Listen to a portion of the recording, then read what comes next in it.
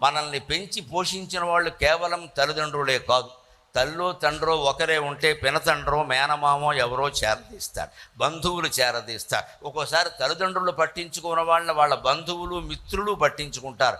మన అభివృద్ధికి కారణమైన వాళ్ళతో ఎప్పుడూ తగాదా పెట్టుకోకూడదు. వాడు తప్పు చేసినా సరే మనం విమర్శించొద్దు.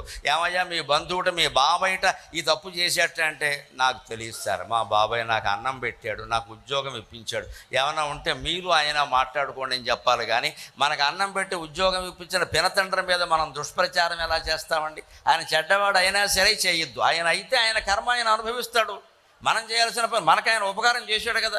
వ్యక్తిగతమైన ఉపకారం వ్యక్తిగతంగా తీర్చుకోవాలి. అవసరమైతే ఆయన అంత చెడ్డవాడని నీకు అనిపిస్తే ఆయన ఎన్నికల్లో నిలబడితే ఓటేయకు, అది వేరే విషయం. దుర్మార్గుడికి ఓటేయమని ఎవరూ చెప్పరెక్క. కానీ వ్యక్తిగతంగా మనం రుణపడి ఉన్న ఆ రుణం తీర్చుకోవలసిందే ఖచ్చితంగా. నాకు చెప్పొద్దండి, నాకు తెలియదు, నాకు ఆయన అన్నం పెట్టాడు, అంతే.